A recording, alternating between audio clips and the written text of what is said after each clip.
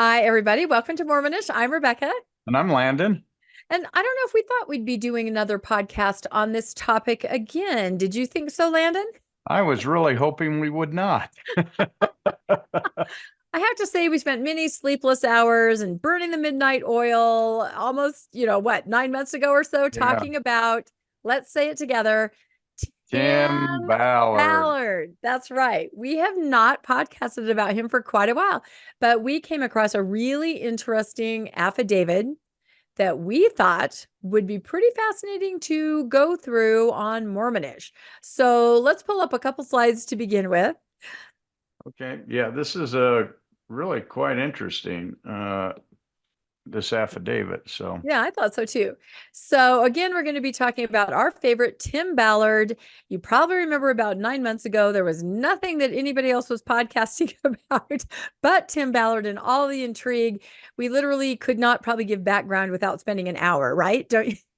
is this clean cut guy the same one that had Yoder? Yeah, yeah, it is. And if you don't know what Yoder is, you can just go ahead and look at our past episodes or any of the major podcasters' content on that. But yes, Tim Ballard, next slide. OUR, Operation Underground Railroad. He is no longer, of course, with them after all the intrigue and everything that happened. He's denounced by the LDS Church, excommunicated by the LDS Church. He's embroiled in several lawsuits with former female employees because of our next slide, something, and I'm sure most of you understand all of this. We're talking about the couple's ruse.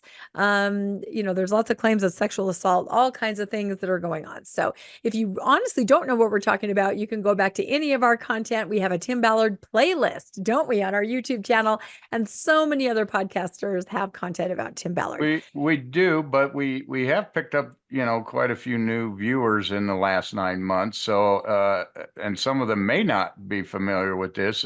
Just so everyone knows, Tim Ballard was the hero of the movie Sound of Freedom. Sound of Freedom. Yeah. And everyone thought that he was out rescuing children, and it turned out that he was really doing this couple's ruse where he would go out with a woman and try to pick up children and kind of undercover operations, but it seemed like it was more about him being with the woman than it was about him saving any children. And this became known, and it became a big issue in post-Mormon circles anyway. But this is growing. It keeps growing in scope and in width. So that's what we're going to talk about. Oh, that was good. That was a very good synopsis. And I guess the other thing we should mention is that there is a connection to the LDS Church. As we said, the first time this came to light, the LDS Church sort of denounced him because he, had been very close with Elder M. Russell Ballard, who has since been deceased since, all of this started. But the church, of course, wanted to distance himself between any connection between the two, Tim Ballard, no relation, Elder Ballard. So, and I think this affidavit that we're going to read is also going to make a lot of that more clear, and we can kind of discuss as we go along. So this affidavit that we came across, the date on it is June 4th, and it is from a gentleman connected to Tim Ballard and to Operation Underground Railroad, I believe, Ryan Fisher. So I know he's been interviewed on a few other podcasts, but I really think it's kind of important to go through his actual affidavit, because as I said, there are many lawsuits, many people are suing him, some civil, some criminal, I believe. And so they're taking affidavits from all kinds of people that were connected to him. So this is in the third. Do we need to read the top part? Probably not. The third judicial district court. Right. The reason I brought this up is Suzette Rasmussen, I believe, is the woman representing all of the women who are suing Tim Ballard. And so again, this is a document where there's a lot of claims made, not proven in court yet, but alleged. Everything's alleged here. But again, it's the declaration of Ryan Fisher. And I'm guessing because it's the women's attorney that this has to do. In the case of the plaintiffs, you can see the women's names and Tim Ballard. So I think we'll just kind of start reading through and discussing, because both Landon and I today were like, have you seen this? Yeah. It was pretty eye-opening to us. So maybe I'll read How do you want to do this? I guess I could read maybe like 3 of them, and then you read 3 of them, and we'll just kind of go through like that. Let's go with 5. Let's go with 5. All right. Easy to keep track of that way. Easy to keep track of because that's what fits on our slide. That's perfect. Okay. So this is Ryan Fisher, the gentleman you saw in the picture before, declares as follows. Number 1, I have personal knowledge of the facts stated herein. So this is the first-hand account. Number 2, I met Tim Ballard at a Firm Foundation conference in 2011. And that is an apologetic kind of a conference where they talk about Book of Mormon history and Mormonism and all alleged Book of Mormon history. Okay, everything is alleged, and you just put the word alleged in front of everything we're going to say. All right, so they met in 2011 as we both were authors of Book of Mormon theories and took great interest in a view of the United States history. Okay, so history buffs. That was referred to as covenant land in the Book of Mormon. And Ballard called it the American Covenant in his book and presentation of that title. So that is a concept. What does that concept mean? The covenant land in the Book of Mormon. Yeah, it's basically that America was saved for the descendants of Nephi and Lehi who left Jerusalem, and that it would be a land that would be raised up and protected for the Gentiles to come to, and that they and the Lamanites would take over this land. And so the covenant was that this land was saved for the Lamanites and the Gentiles who would accept the gospel and come here. Yeah, and I feel like a lot of history of the United States is kind of fit then into this covenant idea. Almost everything supports the idea of the covenant. Everything happened because of this covenant to make this happen. So, all right. Ballard was still with the Department of Homeland Security at the time, based out of El Centro, California. So we know that about his background, and they show that in the movie that he was part of Homeland Security in some capacity in California. Ballard had written a book entitled The American Covenant. And that's what we just talked about there. So I think he's at all these conferences, and he's talking about his book and the information that's in his book. And Ryan says, I was a freelance investigative journalist and filmmaker and TV producer and National Geographic photographer at the time. So that makes sense that they would connect over this Book of Mormon history and the idea of the covenant land. Yeah. And he goes on and says, I began investigating the Heartland model of the Book of Mormon geography, which claims that the Book of Mormon occurred in the east and Midwest portions of the United States of America. Mm-hmm. Of course, they want the Book of Mormon to happen in America. There's 2 models, the Heartland model and the Mesoamerican model. Yep. But obviously putting it in the Heartland model is right in the middle of the United States, which makes it a purely American, and by American, United States, USA religion and promise. Yeah. At the time, I had created a TV show called Nephite Explorer, which subsequently aired on KJAZ Channel 14 in Salt Lake City every Sunday night, and it frequently discussed the American Covenant among other related topics. I also had a tour business called the American Covenant Tour, where I would take tourists to both Mormon and U.S. history sites on the East Coast and explain how the American Covenant fit into these historical stories and places. See? Very much. Everyone seems to make a business out of the American Covenant. Yeah, it's true. And the history and the American history and Book of Mormon history, it all seems to meld together. Do you have a gnat in your studio? I do. I have a gnat. I keep having to, what's going on? And of course, we don't edit like the other podcasters, so everyone gets to see you going, that's right. You can see the gnat. May see a bloody mess here happen pretty soon. That's right. You're going to go. We're having too much fun already. That's right. I began having Ballard on my television show to discuss the American Covenant. At this time, Elder M. Russell Ballard, from now on known as Elder Ballard, an apostle and member of the first quorum of the 12 of the Church of Jesus Christ of Latter-day Saints, Mormon Church, or LDS, reached out to Ballard, this is Tim Ballard, and asked for his help in locating Marty Gardy, an LDS boy in Haiti who was kidnapped. Ooh, so why don't we show a picture of M. Russell Ballard, the apostle. Just for those, like you said, we do have a lot of new viewers, actually thousands of new viewers since we were podcasting about OUR. So we're talking about a connection with an apostle, and I think it's probably our next slide, M. Russell Ballard. And he's asking Tim to help find a little boy. There's Elder M. Russell Ballard, and as we said, he has since passed away. I would say very conveniently, but that's not nice. And here we go. This is Gardy Marty. He was an LDS child who was kidnapped. His father was either in the bishopric or the bishop. I can't remember. Do you remember? I don't remember. In a while, but he was in church leadership. And yeah, so this little boy was kidnapped, and then there was the horrific earthquake. So it was just, everything was in chaos. He couldn't be found. And so it sounds like Elder Ballard is reaching out to Tim Ballard to say, hey, let's try to see if we can do something to find this little guy. Yep. And then we'll go back to and we'll let you take it from there. Oh, that's right. I have the next 5, don't I? Okay, here we go. All right. So he was kidnapped. Okay. He goes on to say, it is my understanding that Ballard arranged a search in Haiti for Marty based upon Elder Ballard's request. So Tim mobilizes everybody. He seems to have connections there, and he tries to put a search together. And this tracks with pretty much everything we've heard about him rescuing children and OUR, doesn't it? It does, but I don't know that I'd heard that it was Elder Ballard who asked for him to go find Marty Gardy. This is the first, and it certainly isn't covered in the movie where a church apostle calls up Tim and tells him to go start searching. So. Yeah, no, that connection is really interesting. The whole Ballard, I always say Ballard on Ballard, the whole Ballard on Ballard connection. All right, number 12, the search was unsuccessful and Marty remains missing today. And this is true. They've had multiple missions trying to find him.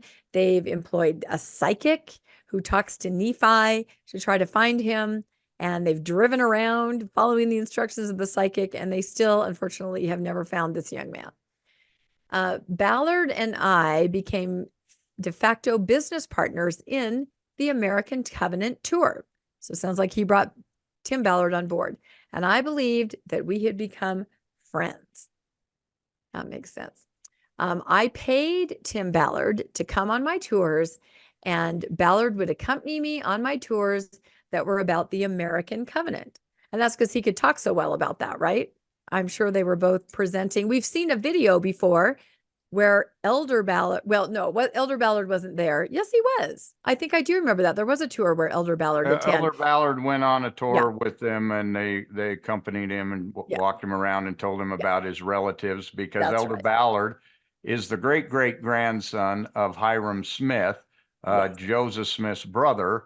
And so they tell about a relative of Joseph and Hiram who fell off the Mayflower, and they tell him all about his descendants. And lots and lots of goosebumps. Yeah. And I think I do have a slide. We can go back to that later when we have a couple more of Joseph and Hiram, because he's a great-great-grand-nephew of Joseph Smith. So Elder Ballard is very connected to church history, of course. Okay. So he paid him to come and to talk on his tours, and that probably got him a lot of business. Elder Ballard, a great-great-nephew of Mormon church founder Joseph Smith, and a great-great-grandson of Joseph Smith's brother Hiram, was enamored by Tim Ballard's book, The American Covenant.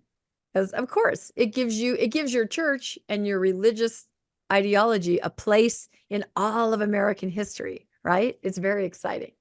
Well, it's if you think about who is into these books, this is really white Mormon nationalism, the belief that America was formed specifically for the restoration of the gospel, and that everything good that happens in America is God restoring, so that the Mormons can restore the gospel and Jesus can come back and rule the earth. So yeah, and that's true. And we did an episode at Thanksgiving about this story that Tim Ballard always tells of the one boy that fell off the Mayflower and all of his descendants, and how some of them were, part of the restoration. And so it's almost like he was meant to be rescued so that the restoration can happen. But we showed, didn't we, Landon, the other people that fell off, right?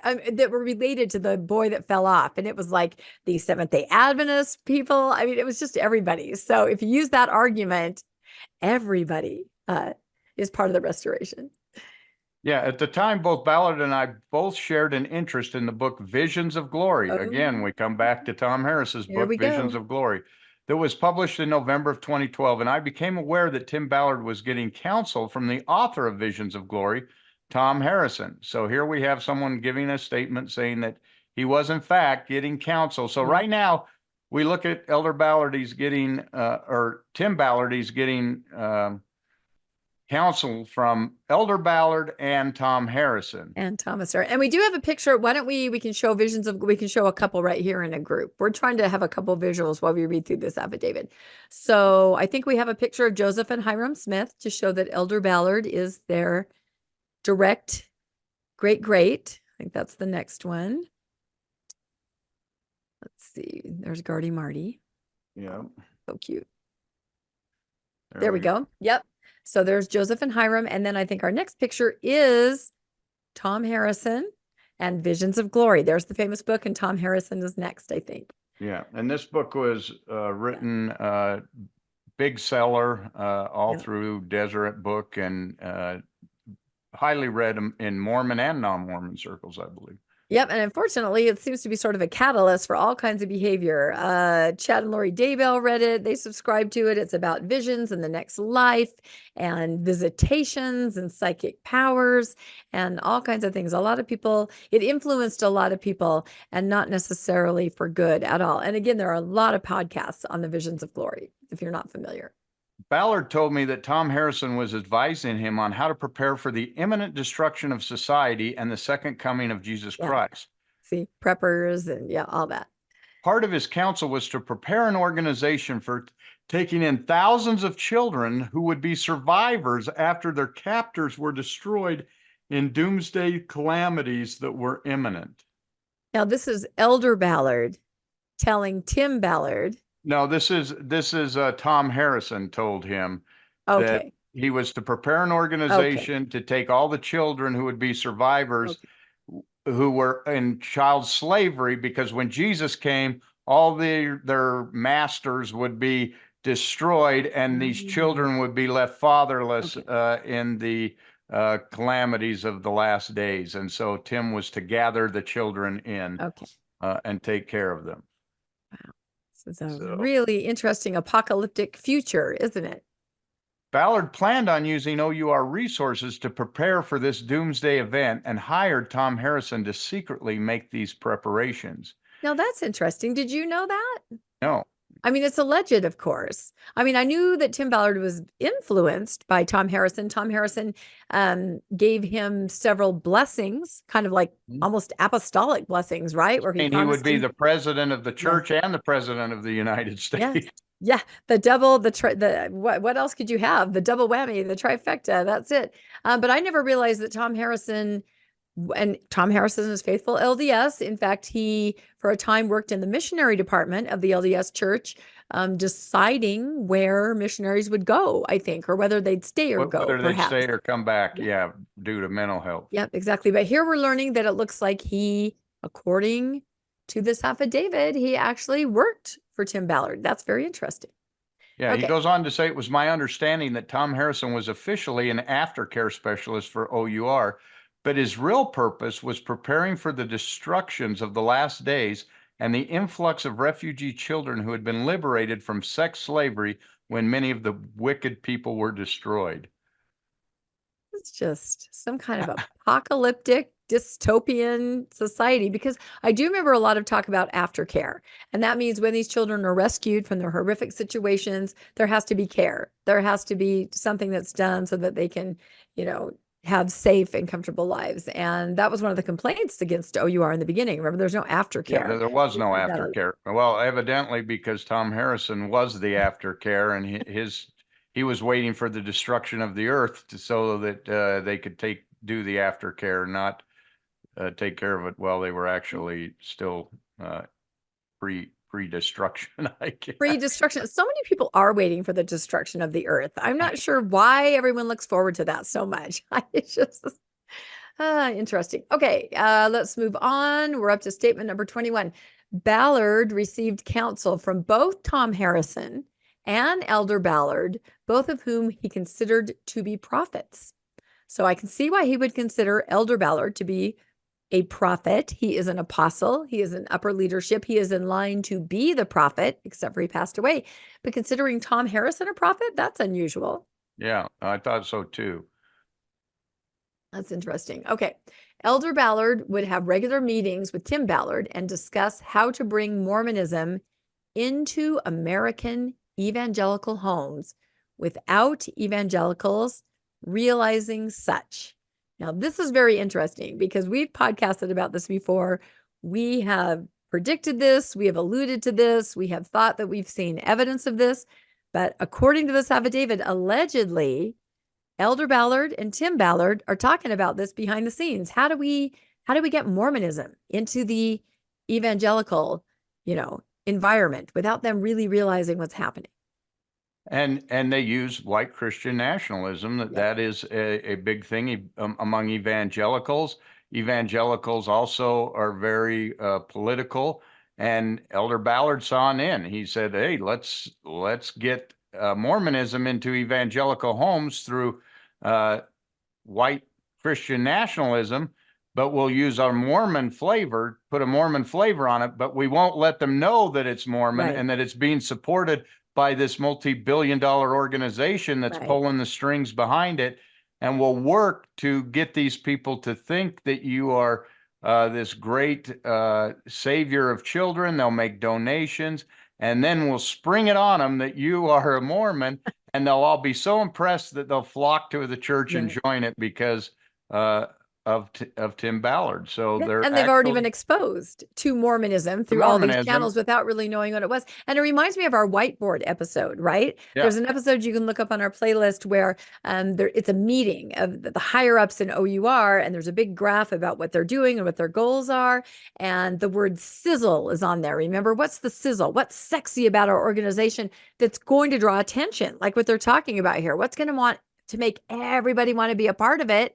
And that, of course, is the exciting world of rescue and international intrigue. That's the sizzle. But then they actually wrote on the board, and this has been podcasted about by many, many podcasters, the goal was this, to further Mormonism, to bring Mormonism everywhere through all kinds of avenues and channels. So here we have that being backed up by somebody that's saying they were actually in meetings where that was talked about. So anyone that's out there, this is very important. Anyone who's out there who is not LDS, who, was really impressed with the movie and impressed with the OUR operation, that, again, we've talked about lying for the Lord, and that's exactly what this is. We don't want anyone to know. We're going to operate in the background, but really we have an ulterior motive that we are not going to let anybody know. I don't remember Jesus teaching that way, hey, let's all act like we're Jewish rebels, and then we'll spring it all on them that we're all going to be Christians in the end, Well, and I think maybe that's a complaint often about Mormonism. People will say, wow, they were friendly to me, they did this and that, and then suddenly they started to try to convert me. Like there's always an ulterior motive, I can't even speak, to any kind of friendship. That's all you want from people is to talk about Mormonism. Everything is manipulation. They're always trying to manipulate you to get something they want. The end result never seems to be what they're telling you it is. Humanitarian aid is never humanitarian aid. There's always something for the church that the church gets out of it, PR or something else. And we see the same thing here.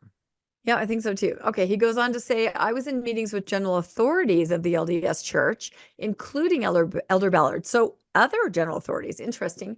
And I had many discussions with Tim Ballard in which he relayed various plans Elder Ballard and the church formulated to use Tim Ballard and his message to infiltrate evangelical American culture in an effort to influence their perception of the Mormon church.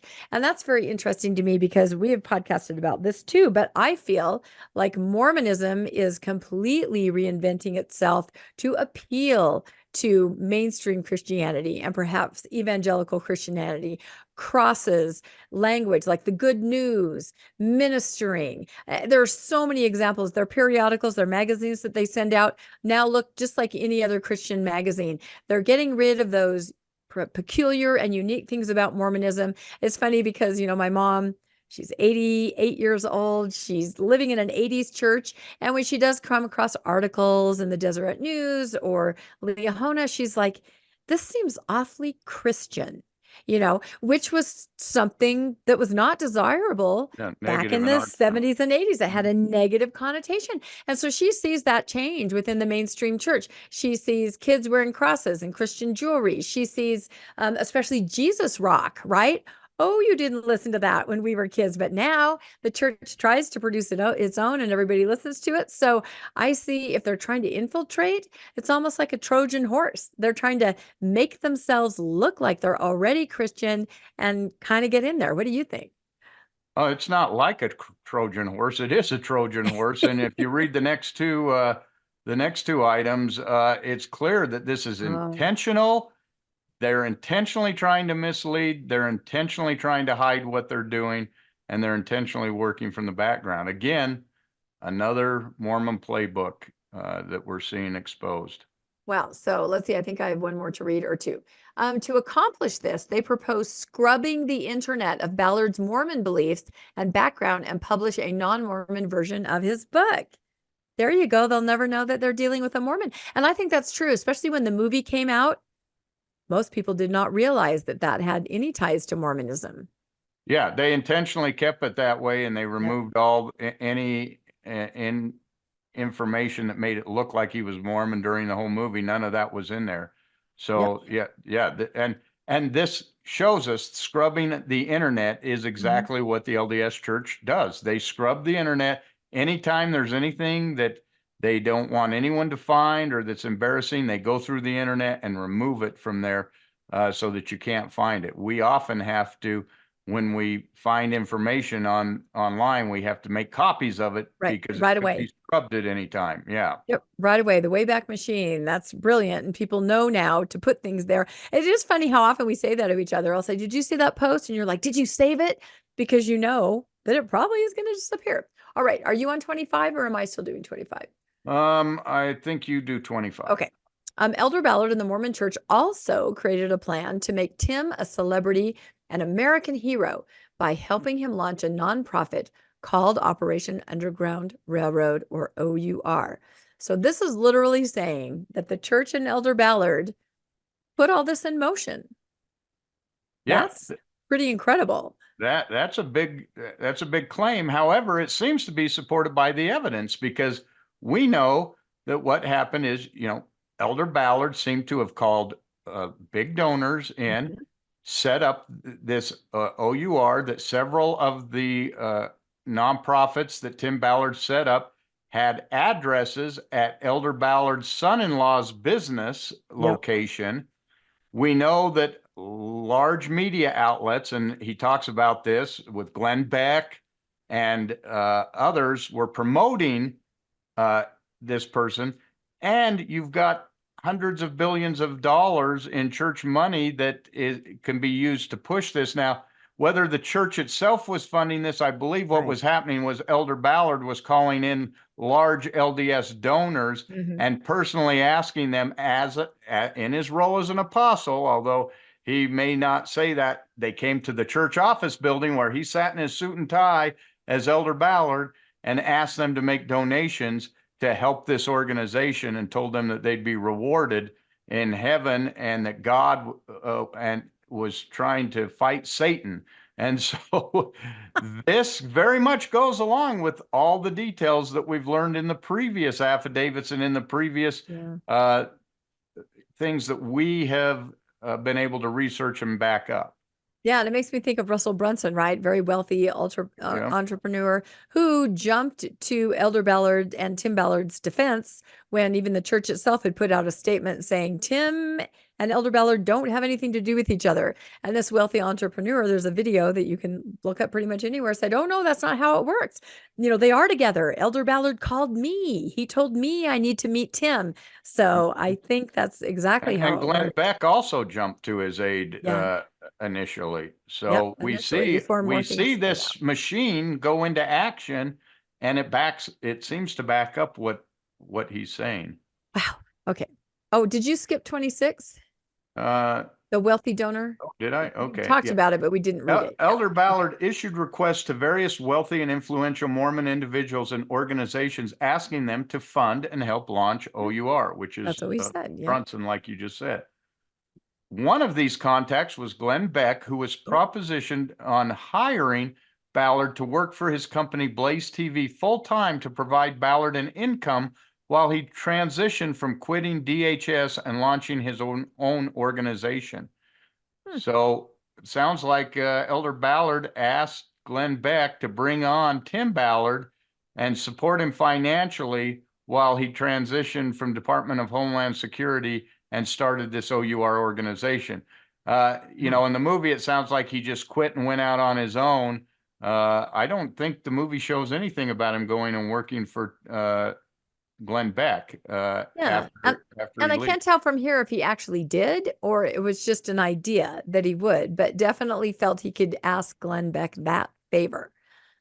Elder Ballard and the Mormon Church were primarily interested in building Ballard into an American hero so they could take advantage of the fact that later it would reflect well on the Mormon Church and help their long-term goal of being assimilated into the family of American evangelical churches.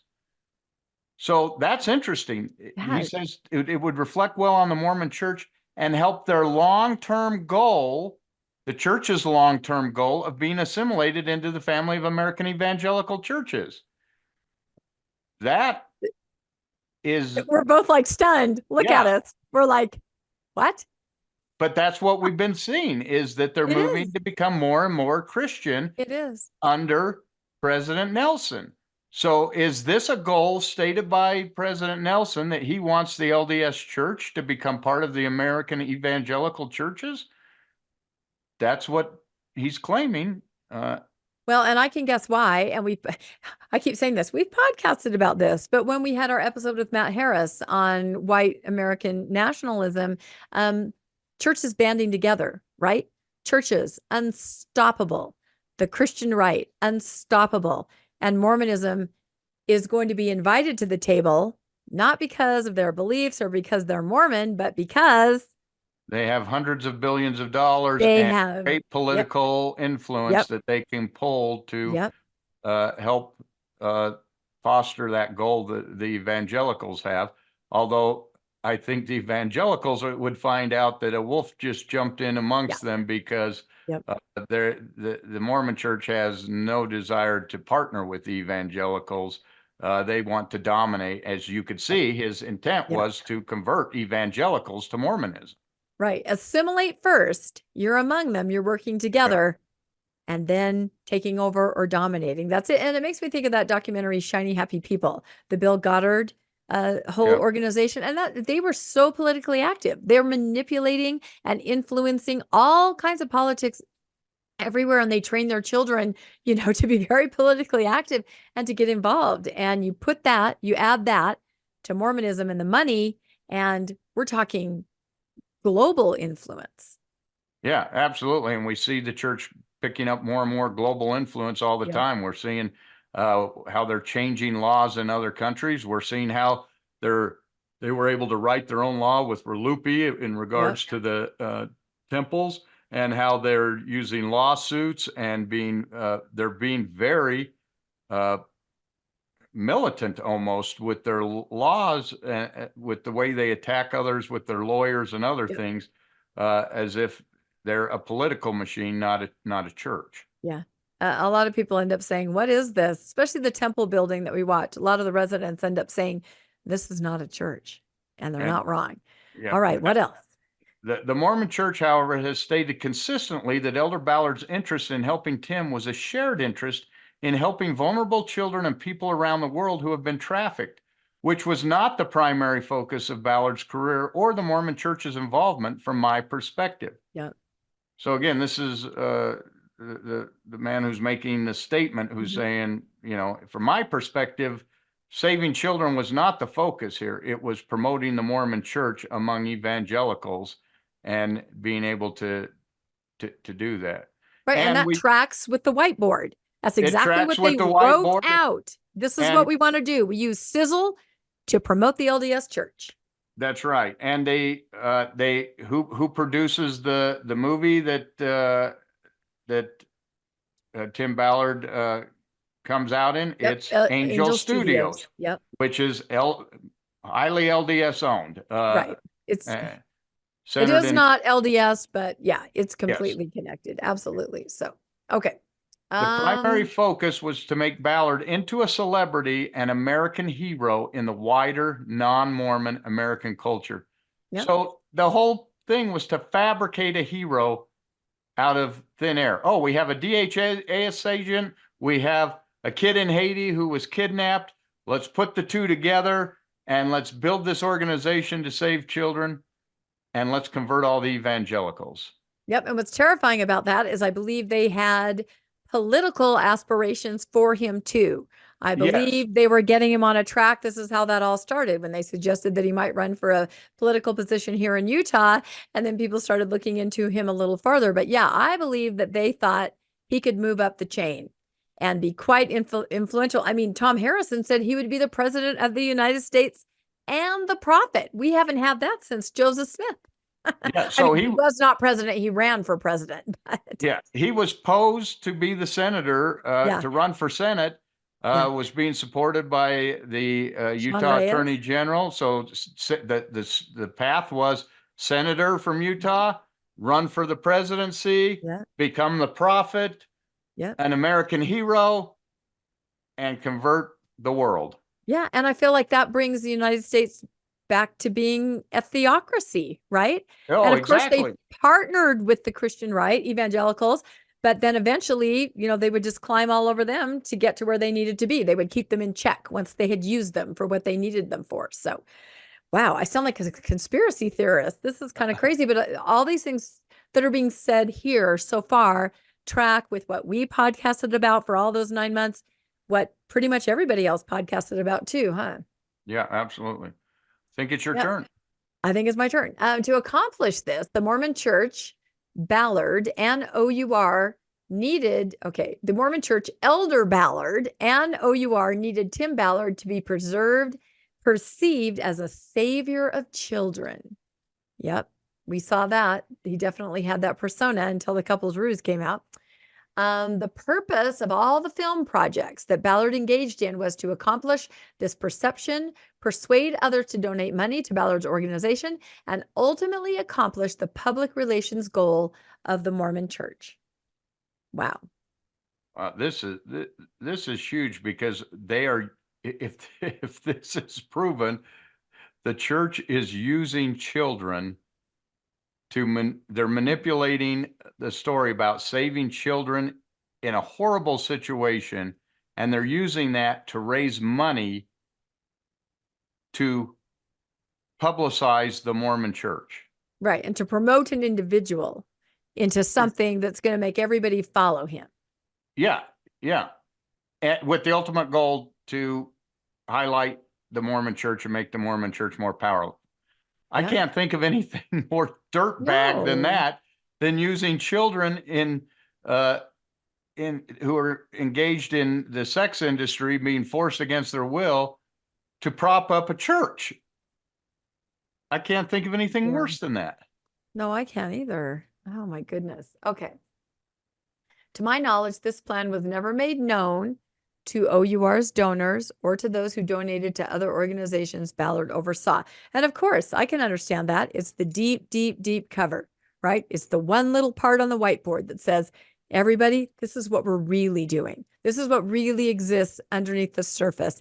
And in fact, we heard that others in some of the upper leadership, I believe in OUR, when they kind of learned about that, promote Mormonism, I think at least one stepped away and said, that's not what I'm on board for here. So yeah, he really thought he was there to protect children. And when he learned that he wasn't, and I think a lot of us stepped away from Mormonism because we thought we were there to promote humanitarian aid and service, and found out we were actually building up $1 billion trust fund for the church. No different. This seems to be the playbook. Manipulate people, mislead them while you have other motives in mind that you're not telling anybody what they are. Yep, there's another agenda. All right, we're up to number 34. Once Ballard was a household name, Tim Ballard, in evangelical homes, it would be revealed that he was a Mormon, and he would help bring evangelicals who likewise believe in American exceptionalism into the Mormon church, accepting the Mormon church as a Christian church. Now, that just seems absolutely naive to me. What do you think about that? I think it's naive to think that that evangelicals are just going to fall into Mormonism. But I don't think. I think there's some brilliance in this plan. I mean, this is CIA level covert operations where you're thinking through all these plans and making putting people in the right places, funding it from $1 billion. And this tells us then why is the church building up this SEC fund of hundreds of billions of dollars? They're really pushing to take over. This looks like a political control is what they're after. Get the evangelicals to join Mormonism. We've now got this Christian right that we're in charge of, and now we push our agendas through Congress, and we basically rule. The country now follows Mormonism because we have the power and the legislation and the money to do it. Yeah, and that tracks with when I was growing up, Benson era, and they talked about money, and they said that someday the church and its money would save the Constitution. It's hanging from a thread. So what does that mean, to save the Constitution? It's a power play. You take over, right? Yeah. I think that's what it means. Yeah. Did you hear that? Was it just me? Is anybody else out there a Bensonite? Everybody heard it. Everyone heard that growing up. Yep. Gonna save it from hanging from a thread. Okay. Elder Ballard also made arrangements so that Deseret Book, now this is the bookstore that all the LDS books go into. It's run by Sherry Dew, who's basically a Mormon general authority, if you did have female general authorities, so that Deseret Book would market and sell Tim Ballard's book, The Lincoln Hypothesis. And it also raised Ballard's royalties beyond the normal royalties paid to first-time Deseret Book authors. Let's go to the slides. I have a couple slides on Deseret Book and the novel, and we'll catch up. So they're saying a normal author gets a book in Deseret Book, and there's a royalty schedule. But they're saying that Tim Ballard got some kind of special treatment at Deseret Book. There we go. Here's some pictures of Christian evangelical churches. There's Glenn Beck, who we talked about before as being influential, and perhaps Tim working for him. Yep, runs Blaze Network. Yep, Blaze Network. And then here we go. We have Deseret Book, and this is the Lincoln Hypothesis. So they're saying that he was given preferential treatment at Deseret Book, where he could accumulate more funds, more royalties based on his book right here. And Elder Ballard set this up, according to him. Now, what's interesting, if we step back a couple of those lines, remember he said he met with Elder Ballard and other general authorities, yet he never says who those other general authorities are. And I'm sure he knows who they are. And I'm guessing that the attorney asked to not put those in there. But I don't know why. Why is everyone afraid to expose who is part of this and who knows what? Remember when Tim Ballard, the statement from the church came out in Vice magazine, and Tim was so upset. And behind the scenes, we learned that he had reached out to a general authority and said, "What's going on?" And the general authority said, "I'll find out." Do you remember or to an apostle? Do you remember which apostle that was? Yeah, it was. I thought it was Stevenson. I thought it was Razban. Was it? Okay. Well, now we can't just bandy names around. We don't remember. But again, Tim had on speed dial another apostle to call and say, what's happening here? Why is the church saying this? So there's deep involvement any way that you look at it. And we also know that Glenn Beck called one of the apostles as well, and was asking what's going on. So they're seeing this. Initially you might say, well, Elder Ballard's this rogue apostle acting on his own, but it appears that there's others involved in this. Right. And you know what? Now that you say that, I think I got that wrong. I'll correct myself. I believe it was not Tim Ballard directly calling an apostle. I believe it was Glenn Beck on behalf of Tim Ballard calling to find out what was going on. But either way, all these very influential politically and in the religious organization people, they're all sort of working together. This is and remember when they excommunicated him, it was because they said he was using Elder Ballard's name to promote his businesses and whatnot. But it appears that Elder Ballard is completely behind this, if these allegations are true, and that Tim Ballard is actually using the name as authorized by Elder Ballard. Authorized. That's right. He solicited donations. He arranged for royalties on books in Deseret Book. He talked to influential members about help, tried to get him a job. Yeah, this definitely sounds like it's a hand in glove relationship. Absolutely. Is that all the slides you wanted to show here? I think so. What's the next one? I can't remember who's going through. Yeah, we'll go to that next, because that's when we talk about more media. Okay. So yeah, we just, first glance reading through this, we're like, whoa, we just started to dig in and it was crazy. Okay. Last one I'm going to read. Oh, no, it's your turn now. Okay. It is believed that Tim Ballard is the highest earning author in Deseret Book history. That's probably true. He has a lot of books. And when everything went down with the church, his books were still at Deseret Book for a time, and then they were finally pulled. Elder Ballard also planned for Tim Ballard to be featured in other Mormon media forums, including BYU TV and others. Once Elder Ballard had made all the arrangements for OUR to be organized and funded, Tim Ballard left his job at DHS and moved to Utah. So have we ever heard that before? That Elder Ballard was the driving force behind the organization? Yeah, that he formed it. He put together, and remember, we got to think, oh, Elder Ballard, he's a car salesman. No, he put together, remember the Bountiful, in Bountiful, he bought the Performing Arts that had a TV show, and he'd bring in all the big names into that.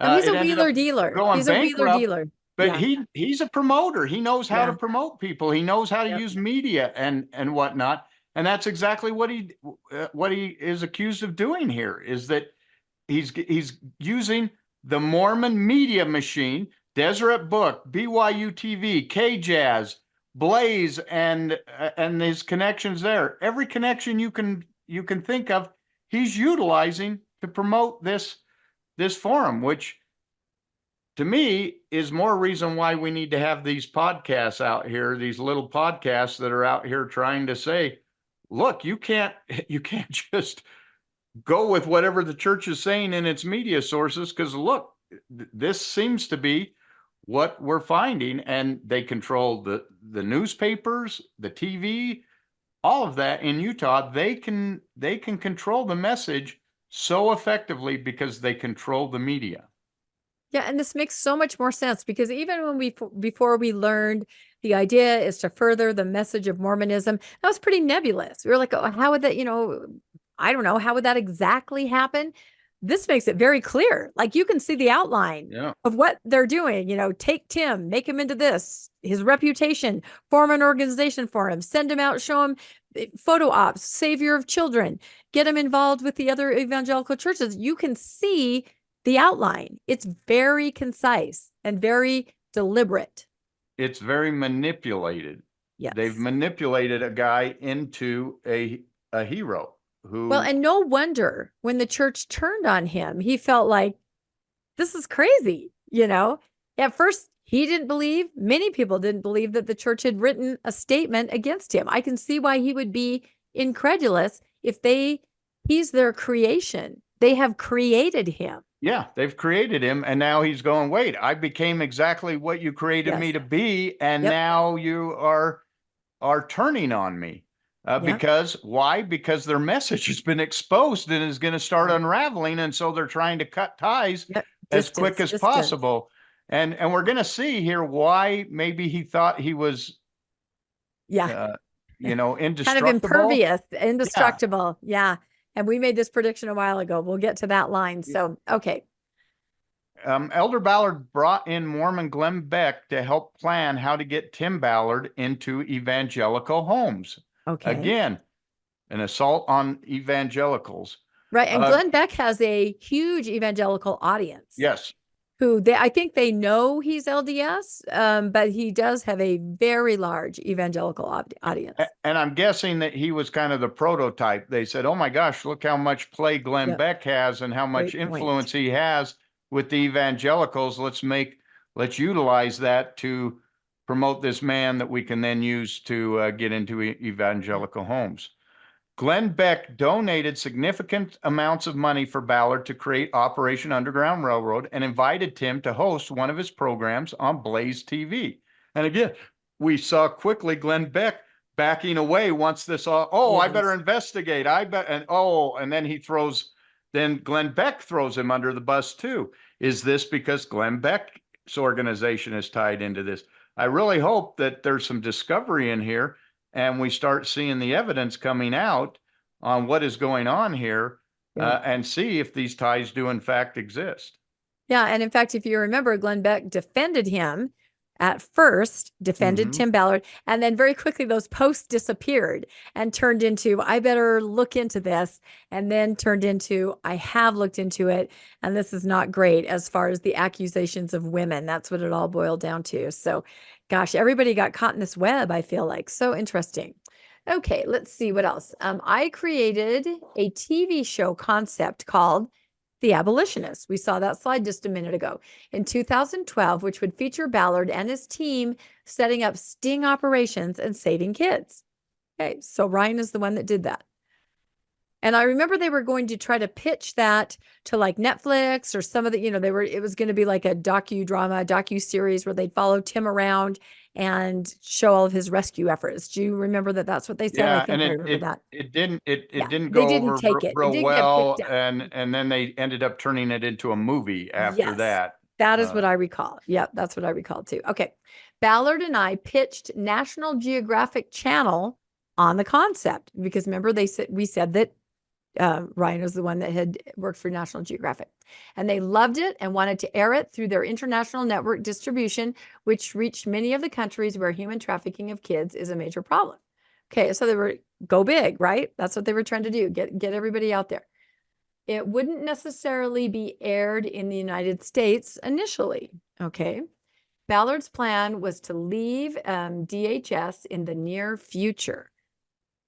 National Geographic Channel wanted to produce and air the TV series as soon as Ballard left DHS. So Elder Ballard creates So You Are. There's a opportunity to have a series with National Geographic. He's going to leave DHS and he's going to step into all of this where he's going to be this savior, and it's going to be documented and broadcast all over the world. Yeah, this is an evil. If this is true, this is an evil, diabolical plan. and I wouldn't believe this if I read it, if I hadn't seen all the background prior to this that lines up with what we're hearing. Yeah. I haven't seen anything that any of us have podcasted on that does not line up with this. And I'm sure that there's other things that we're even forgetting because it has been a while since we've been in the weeds with every single detail. But yeah, everything tracks. So then it goes on. Ballard backed out of the project because he wouldn't get paid a lot of money for his participation and might not get the fame in the United States he and the Mormon Church sought. Evidently, because it was being shown only overseas, that wasn't going to be. Remember, they're not trying to save children. So showing this overseas where a lot of child sex trafficking happens, which would explain why National Geographic wanted to promote it overseas, because they're thinking it's there to promote child sex slavery. Instead, they instead, he sees it as, well, it's not promoting the Mormon church among U.S. evangelicals. Therefore, what good is this? We don't need to do it. This movie. It was apparent to me that while it was Elder Ballard's wish to get Ballard into evangelical homes, Ballard's interest in making the abolitionists was primarily to make money and gain fame, not to save kids or combat human trafficking. So it sounds like maybe Tim is kind of having some other ideas on his own, right? Yeah. Then it says Ballard stole the abolitionist show concept and made the show in an attempt to raise millions of dollars for himself through his own for-profit production company. Yeah, because I remember that it came out in some form or another. So this claim is that the whole project was taken and used for personal gain for Tim Ballard. Okay. Elder Ballard's association and support was frequently discussed by Ballard to potential supporters or donors and gave him credibility whenever he was seeking support of money for his endeavors. Yeah, we've heard that. With Elder Ballard's support, Ballard likely would not have accomplished celebrity status, and OUR likely would not have been launched or become successful. And if what he's saying is true, that it's hard to think that it would have when it was set up by Elder Ballard. It was funded by Elder Ballard. The large donors were called on by Elder Ballard to make these donations. He was able to quit DHS because Elder Ballard got him jobs, and they're out trying to pitch this movie. You got to wonder with all of this, when did Elder Ballard have time to do any of his church work? Oh, that's a very good question, isn't it? No, well, he was doing deep state church work, right? Because this is going to bring Mormonism everywhere. Well, I guess that could be your argument. This was his church work. It wasn't to, promote the things that the LDS church, but to try to take over evangelicalism. So, yep, that is, boy. Elder Ballard helped Tim Ballard in obtaining donors for his documentary TV series and OUR under the pretext that they were helping to rescue child sex slaves in Colombia. So we've heard that too, of course. He used all of his clout, influence, persuasion to get donations for Tim Ballard. However, once donors were lined up to pledge money for the production of The Abolitionists, Ballard cut me out of the project and simply pocketed the money and never made anything besides a fundraising movie, which was a flop at the box office and never did anything significant to raise awareness domestically or internationally about the problem of child sex slavery and human trafficking. So again, it's not about the children. If these allegations are true, not about the children at all. And it sounds like you've got kind of an egomaniac on your hands who thinks, oh, I'm going to be famous. Elder Ballard's pushing me to be famous. I'm going to take over. I will run the box office. It sounds like Joseph Smith 2.0, which we did a podcast on, where he's got to be in charge. He's got to run everything. Nobody else can have any part in this. He's got to be the man running the show at all times. Wow. Okay. After the abolitionist movie was circulated, other reputable human trafficking organizations denounced OUR's techniques as reckless, dangerous, and counterproductive because they were creating a market for child exploitation wherever they went and trying to solicit children with the promise of a big payday for participation, taking advantage of desperate people in desperate situations. And we did see that. They would, say, well, I don't know if we want to go into all the details of what they would do, but they, not understanding the environment they were in, they would cause way more harm than good in everything that they did because they were followed around by a million cameras, right? Yeah, they would go into poor nations, poor families, and offer money for their children to enter sex slave. And then if the people in poverty bit and took the money, then they would arrest them. But they had no intention of ever doing that until they came and were offered, large sums of money. So very... Yeah. It's very problematic. Yeah. OUR's own employees raised concerns about these tactics as well as misappropriation of funds, but no action was taken to correct anything at the time. And we heard that over and over. We even had a former OUR employee on, to talk about her time in the CrossFit gym. And there's just so much information about all of this out there. Given the failure of the abolitionists, Elder Ballard brought in others to help get Tim Ballard into evangelical homes across the United States. Now, that's interesting. So I think they really thought this movie would do it. Everybody would be on board. What later happened with Sound of Freedom, I think, is probably what they had in mind for this, but flopped as the abolitionists. And now Elder Ballard has another plan. Boy, he's tenacious. He's tenacious. In taking over the evangelicals. Yep. In 2016, Ballard invited me to a private meeting with Elder Ballard, Tim Ballard, and President of OUR, John Moreland.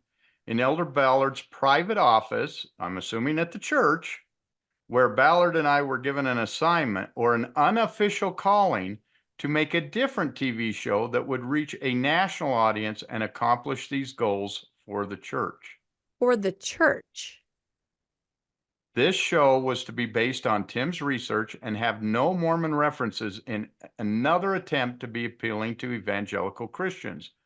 Elder Ballard issued assignments or callings. So this is him acting in his role as the church leader. He's representing the church if this is the case. Yeah, in his office. In his office, issuing callings to others to help in the effort to get Ballard celebrity status in the wider evangelical culture.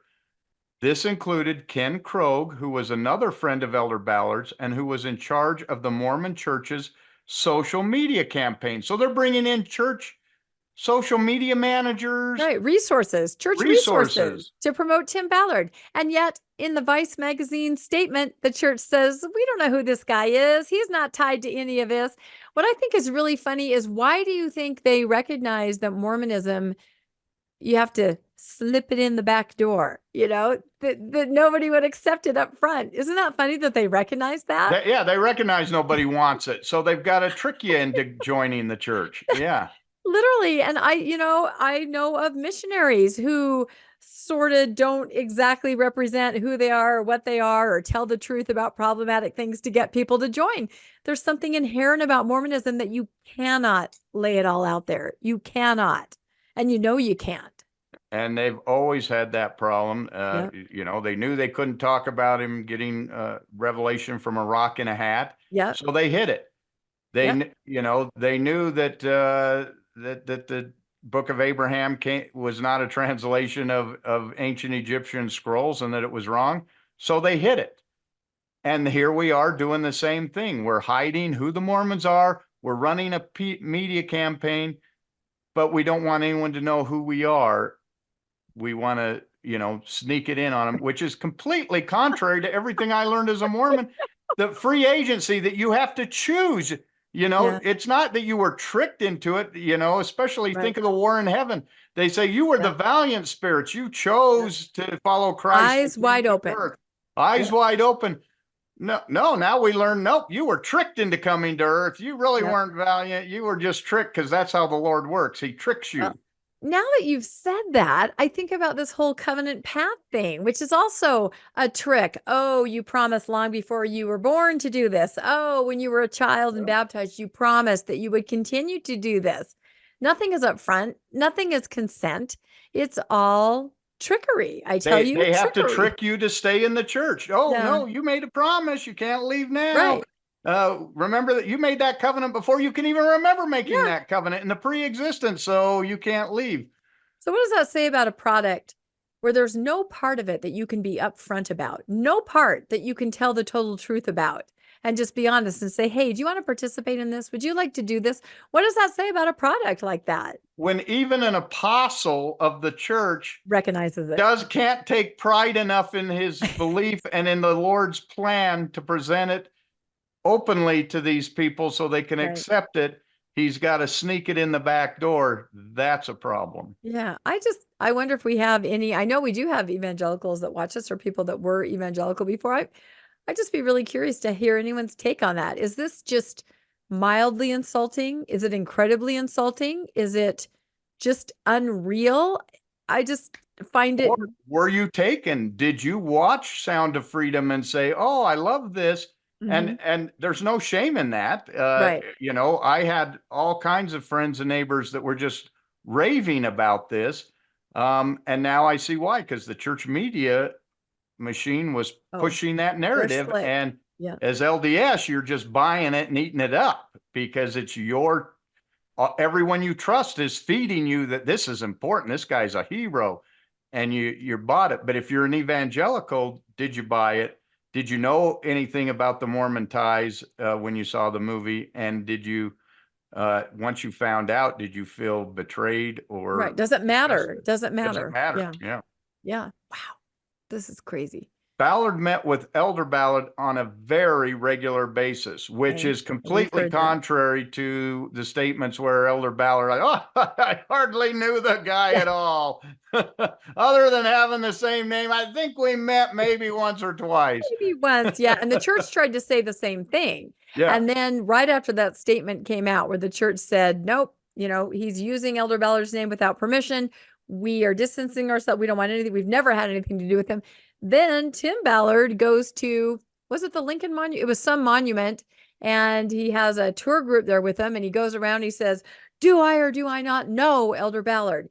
Is he not like a grandfather to me? Did he not ordain my son? He just keeps bringing out all these experiences with Elder Ballard, and he asks other people and they all say, yes, we've seen him with you. We know that you're so I don't think there's any question that this relationship is real. And now we're just finding out some more of the details that they met on a very regular basis to plan this whole plot, I guess, is what they were doing.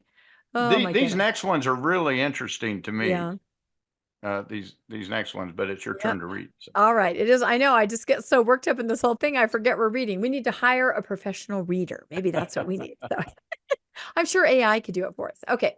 So Ballard was obsessed with feelings of guilt, questioning whether his work in child sex slavery at DHS and at OUR made him morally unclean. So the idea that he has to be in these environments and do things that normal people don't do or aren't exposed to, apparently he was obsessed with that, whether he was morally unclean. Interesting.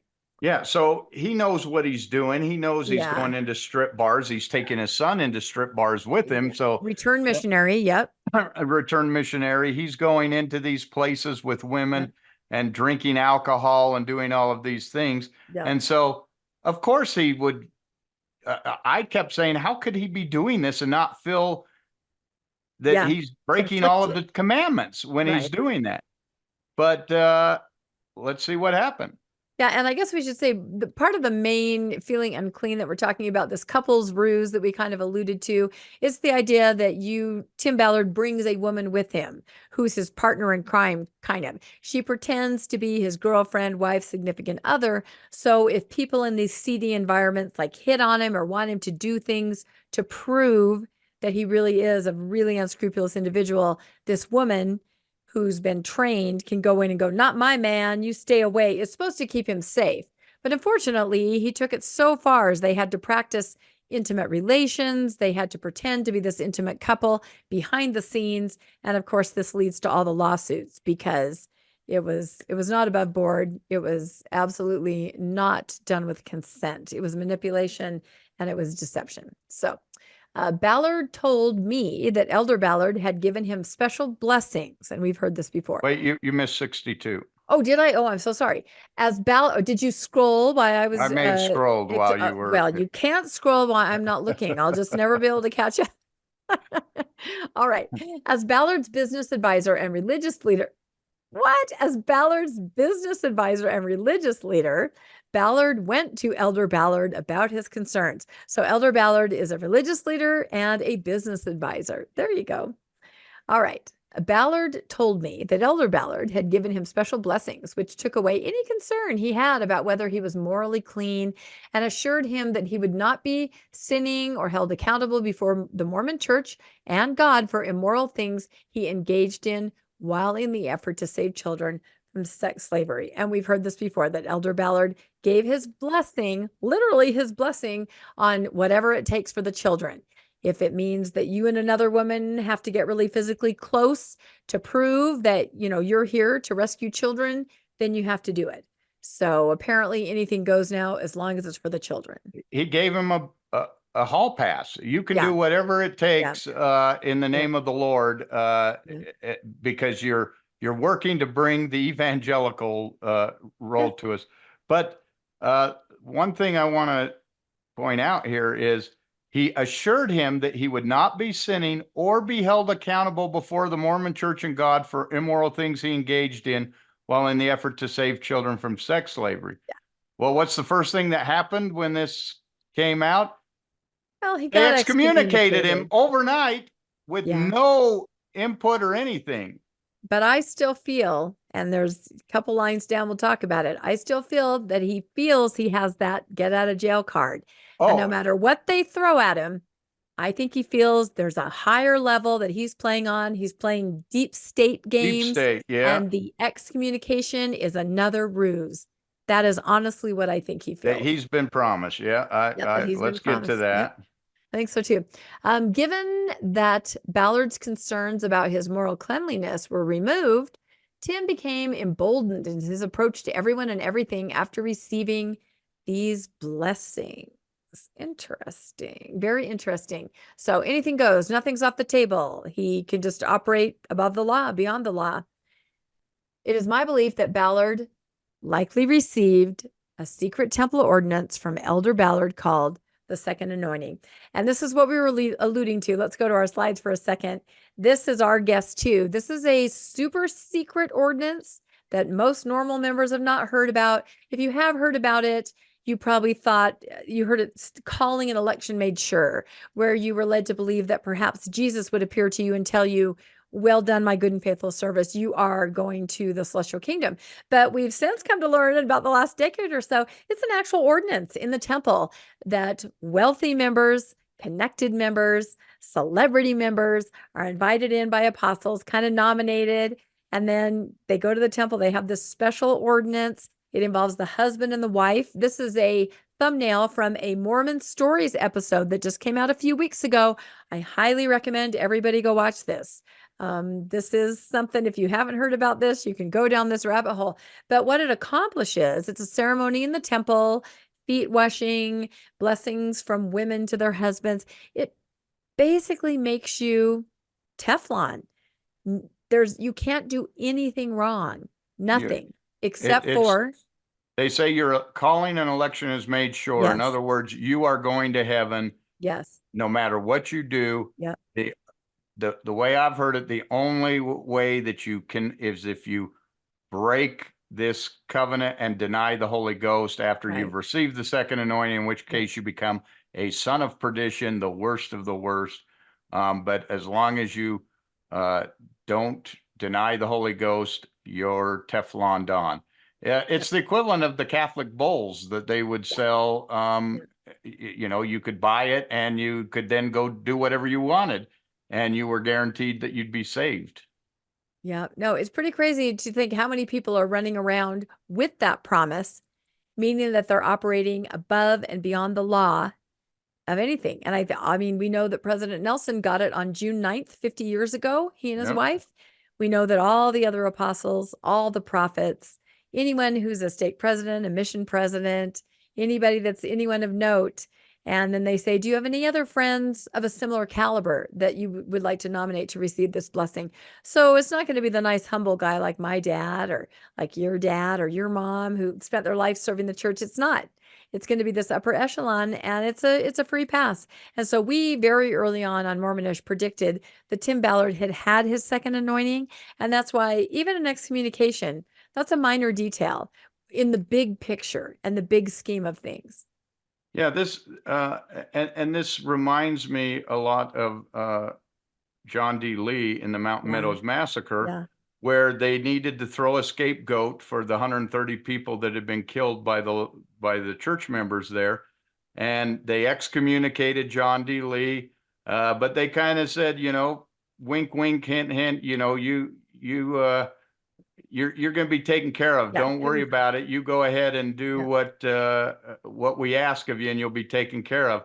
And he was executed, found guilty, executed for the crime by the government. And then all of a sudden, 20, 30 years, I can't remember how much longer it was, his temple blessings are restored. A convicted murderer of 130 murders, and they restored his blessings. Yeah. Because he did it for the church, and he did it for the Lord. And Tim Ballard is doing it for the church. He's not doing it for the children. He's doing it to further the Mormon church, the Mormon cause. And so anything goes.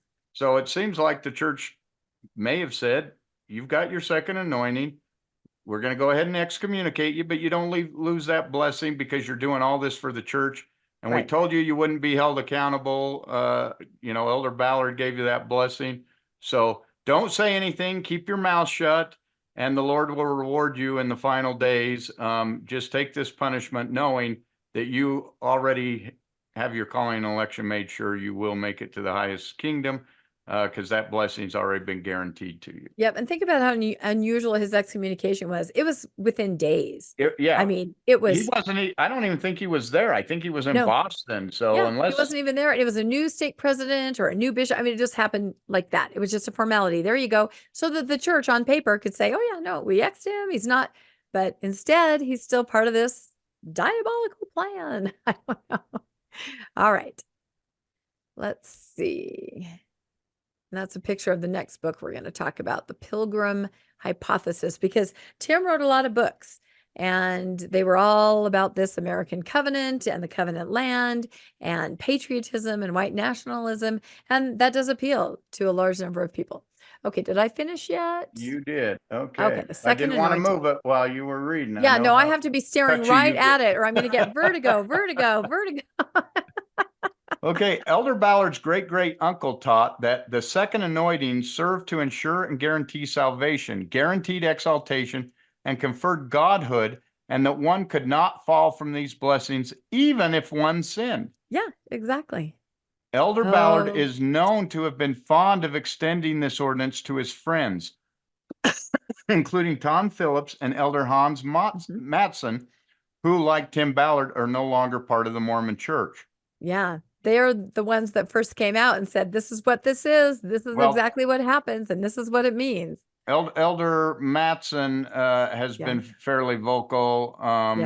And Tom Phillips was definitely vocal about what happened. Now, what's really interesting about this is in discovery, can the lawyers ask for a list from the church of all those who have received a second anointing?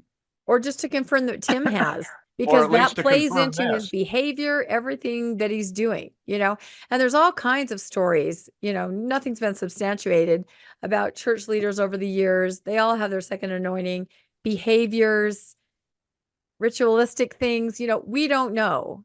We can't really speak to that, but there certainly have been rumors about behaviors that the second anointing, it's carte blanche. You can do whatever you want.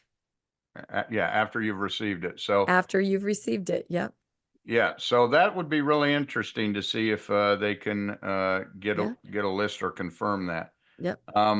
Tim Ballard continued to author books that church-owned Desert Book and Covenant Books sold.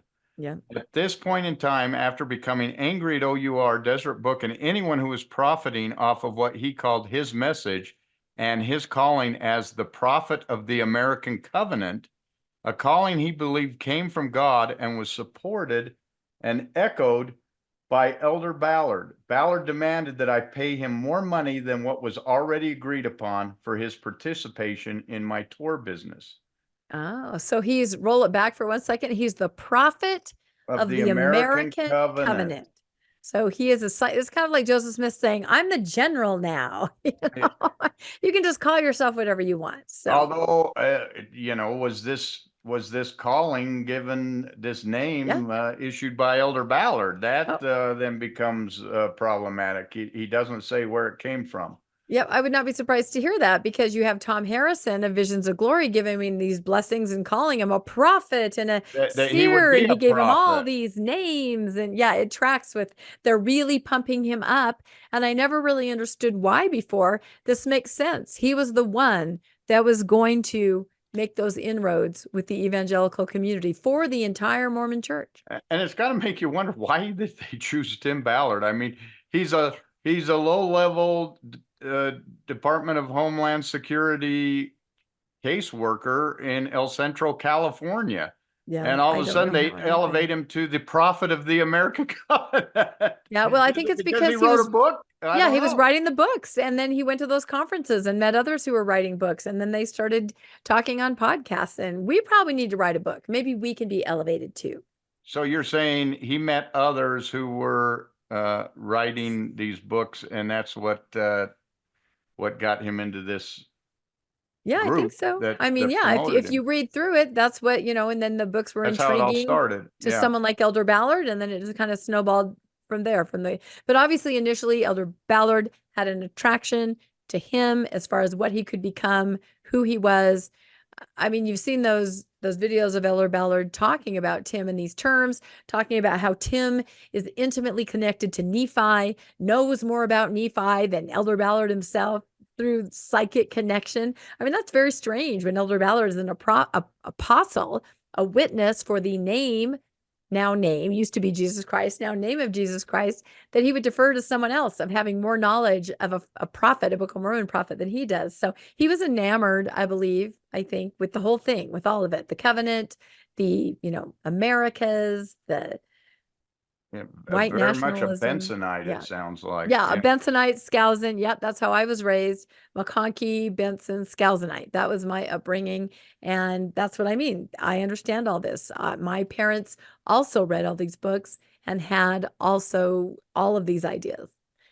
Okay. He said, this is Ryan. When I refused because I didn't have more money, he angrily demanded that I turn over my tour company documents under the guise that he wanted to audit me. Oh, my goodness. So they were partners. And then Tim demands to be more involved because he's the prophet of the covenant.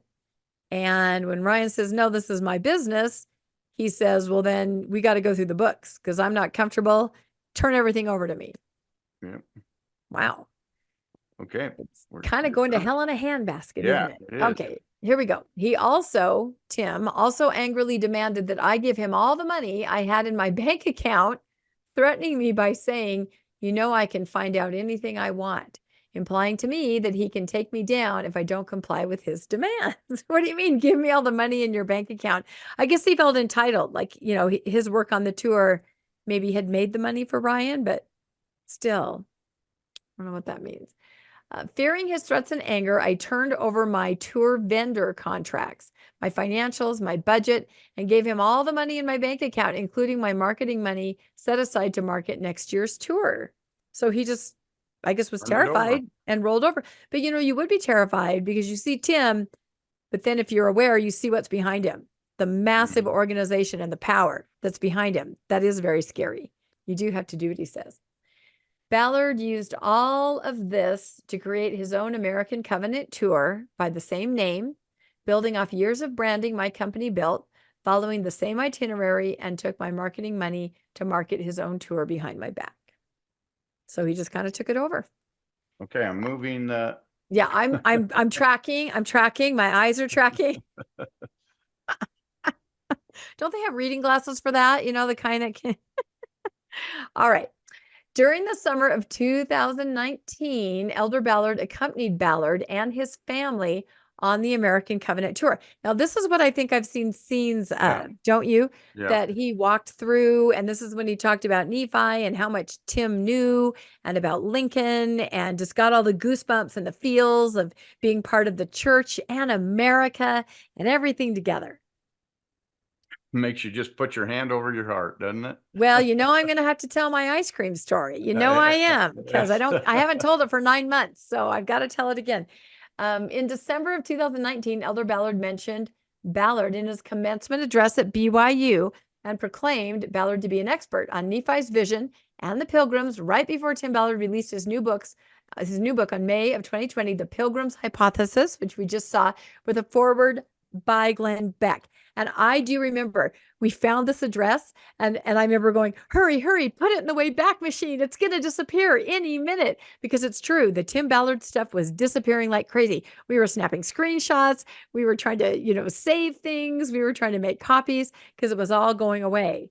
And you can see a lot of that information that's disappeared now on our podcast, on the podcasts of others who are talking about it.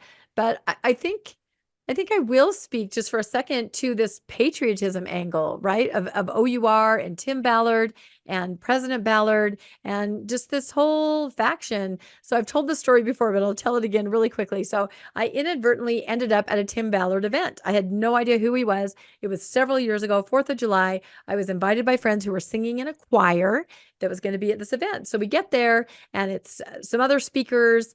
Everybody was very serious. Everybody was pledging allegiance to the flag. I thought it was just going to be a 4th of July concert party.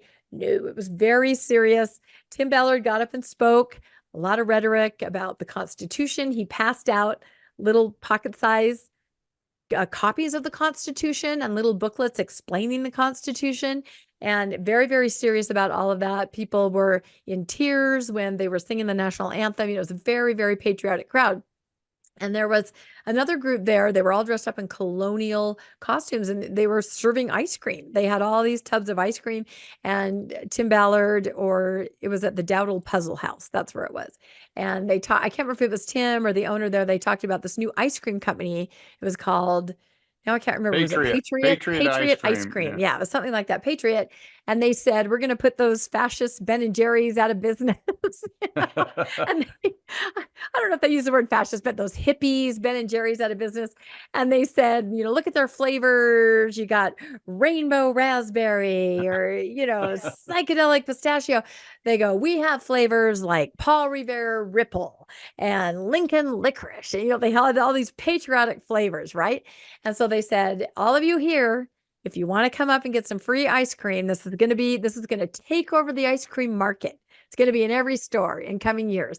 And they said, if you guys want to have some of this ice cream, you just have to come up here and you have to sign this covenant to protect the Constitution. And I hadn't noticed it before, but there was a giant table in front of all the ice cream and there was a giant document on it.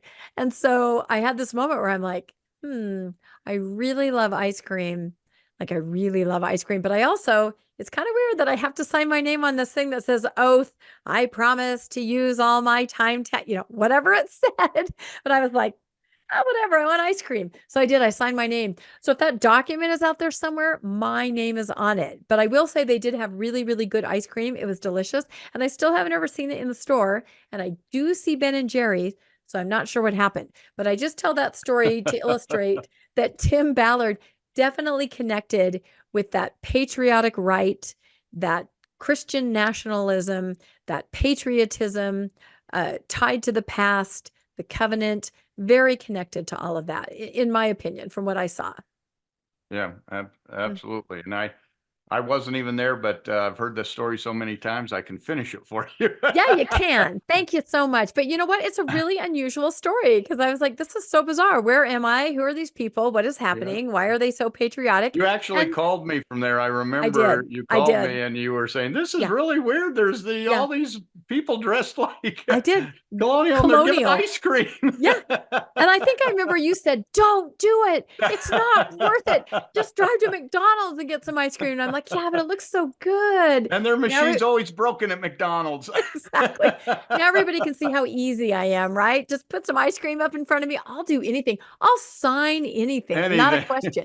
Not a problem. Yep. I'm an ice cream hoe. That should be the new temple covenant. You just go and the new covenant is you get ice cream instead of doing all this. I'd go back. Mason totally things. Be there. We should just eat ice cream and make covenants. I'd be there if I got ice cream. That's it. Okay. Totally kidding. Nobody email me. I did not mean that.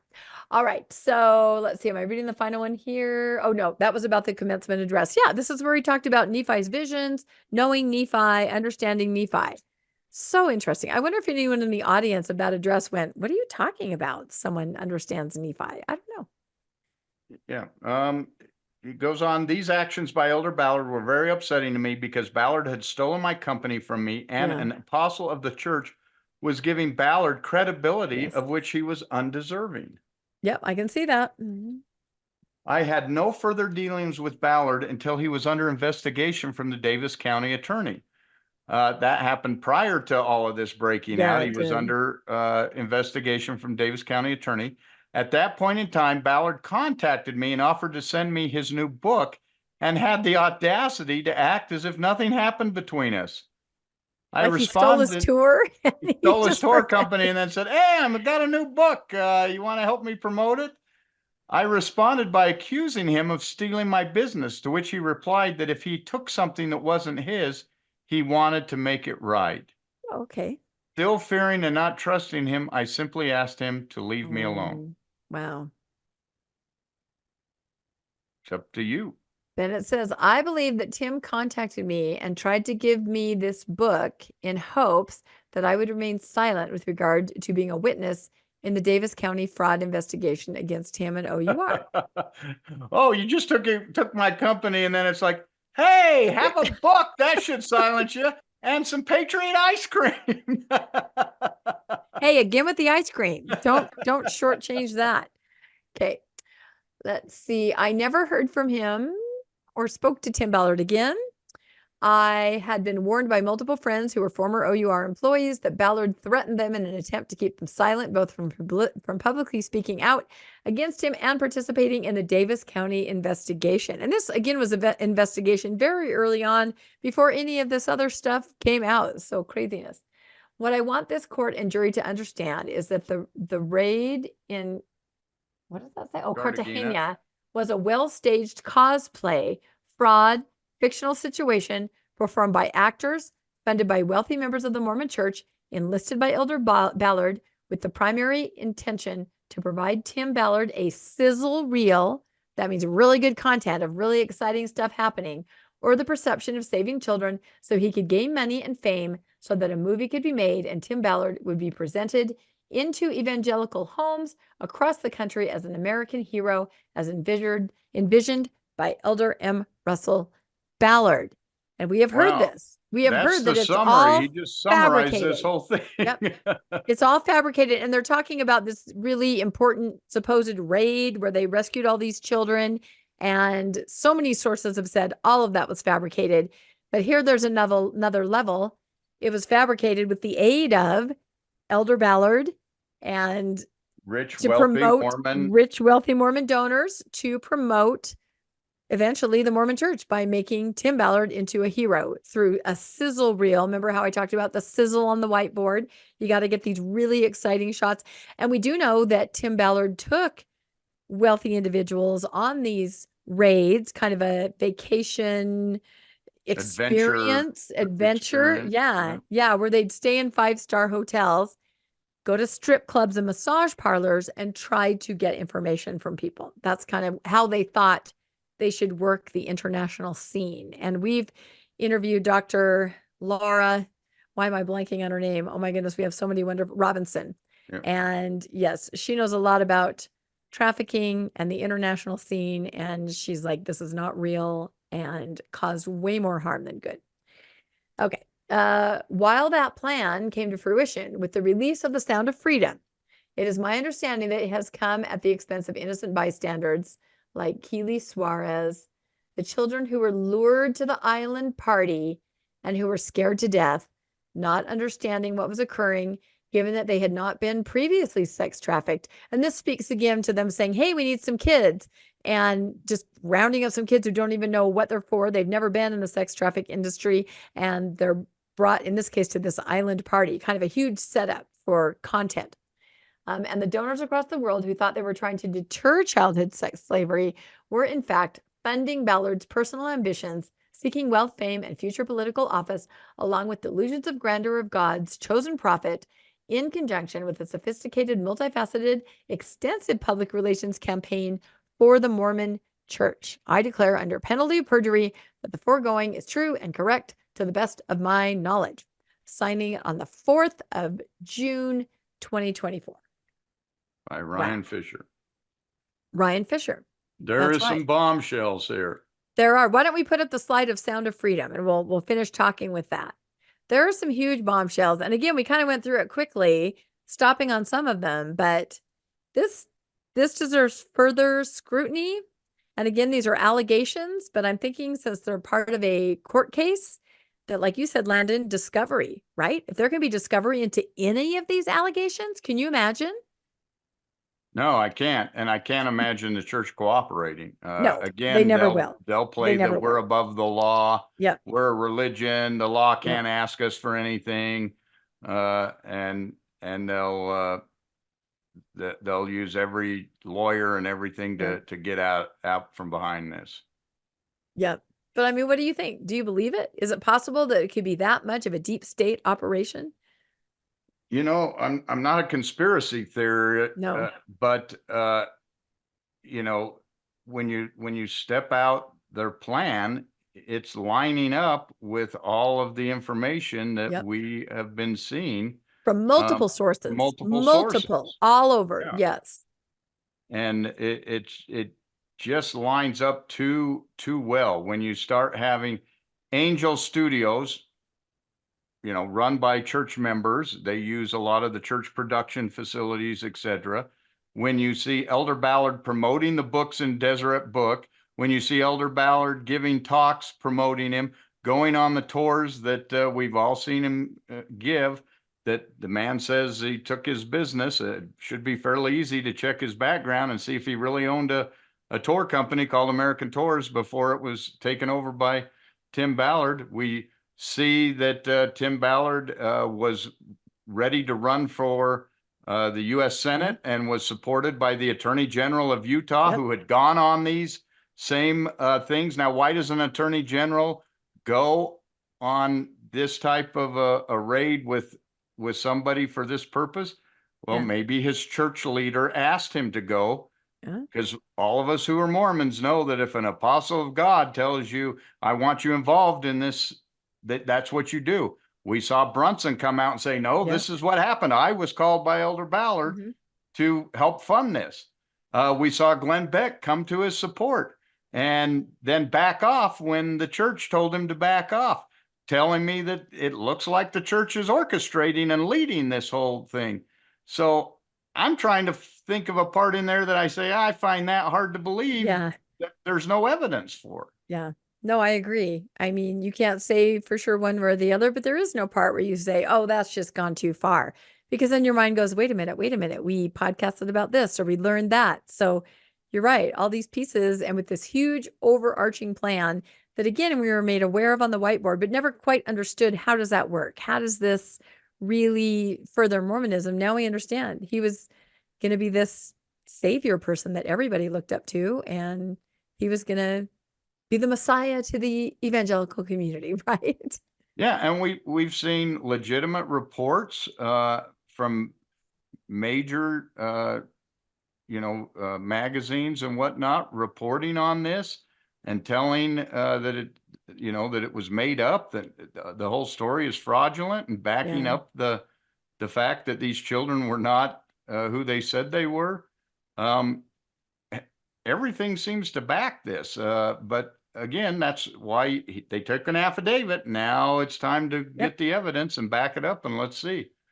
But there just seems to be a lot of collusion about among a lot of Mormon resources, and that only happens with a high-powered leader in the church. And all fingers point to Elder Ballard was doing this.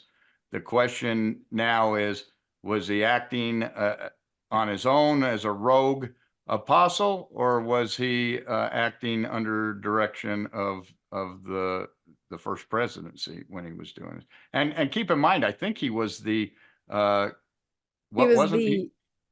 president. Quorum president when he died. Maybe he was acting quorum president because I think Oaks is next in line. But he was like third in line, fourth in line to be the I think he was third in line for it. To be the prophet. Yeah. So you don't get much higher than that. No. Absolutely. No, it's really interesting. And unfortunately, he passed away.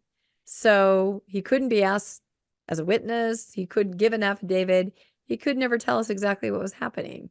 And one thing that bothers me is the Davis County Attorney General did an investigation into this. And yet we don't have any interview of Elder Ballard during that investigation. No. Even though we keep seeing everything pointing back to him. Why was Elder Ballard never questioned by the Davis County Attorney? We all in Utah know why, because no one's going to be able to question a Mormon church leader, even when he's accused of being part of something that's an investigation. You don't need to charge him, but you should certainly have been asking him questions about this, because he shows up everywhere in the investigation with the Attorney General, but the Attorney General, I'm sure, stepped in and had something to do with this. There's just too many ties of too many high-powered people that are in this, and that only happens when there's a lot of money and a lot of power at work. Yep, I think you said it perfectly. So probably we raised more questions than we gave answers, but that's what happens with an affidavit, right? These are just statements, and again, the legal process, the wheels of justice, hopefully will reveal more. There he is, Tim Ballard. Yeah, I think that's a new picture. He does look very clean cut. And we were kind of trying to go over in our heads what he's been doing since. I mean, he's obviously stepped away from OUR, been asked to step away. I know that he's been involved in some things politically. He was at a day of prayer. Didn't he say he was going to become Catholic? I think he said he was going to become Catholic. He went and talked or gave the prayer at the Catholic Day of Prayer, and then indicated that he thought he might become Catholic now that he's been excommunicated from the Mormon Church. I'm surprised he isn't becoming evangelical. That's what I was going to say. Can you make more inroads if you're Catholic into evangelicalism, or? I would not think so. I would not think so either. He said that, but I don't think we ever heard that he became Catholic. So that may have just been something he said while he was at the No, Catholic he's been convention. under the radar. He's been very under the radar, I think. And just more affidavits are coming out. Those are making the news, like this one. And then, like I said, the wheels are turning behind the scenes on the court case. And that's about all we know, isn't it? That's all I know. I wish I knew more. I wish this process went faster. And that more of this would become public knowledge, so that we can, before more people die, because the entire first presidency will be dead before this ever gets to court. So if they knew anything, it'll all die with them, which is one of the benefits of having a geriatric leadership, is they all die when you come under any kind of investigation. They're all dead before they get to the point of being questioned. Well, I never thought about that. Maybe that's by design too. I don't know. Well, I'm just glad we got to revisit Tim Ballard again, because boy, we had a lot of podcasts and a lot of interest and intrigue back when we were doing this about every week, because something new was coming out. Remember? Yeah. Yep, it was a while ago. So excellent. Well, please comment. Let us know. Have you guys been tracking what Tim Ballard's been up to?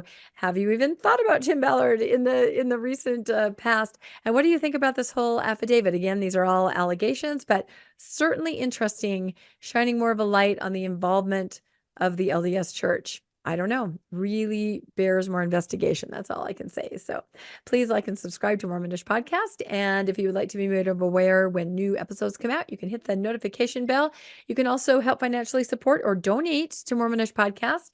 We have a link in the show notes. We are now a 501c3, and we have a wonderful link to Donor Box, which makes it super easy to donate or to set up a monthly donation. And we can't even tell you how much we appreciate those of you that do that. It just means the world to us, and it allows us to have great guests on and to spend time doing research and all the things that we love to do to bring the kind of content to you guys that you all really like. So thank you, Landon, for co-hosting once again on another Tim Ballard episode, and we will all catch you next time on Mormonish.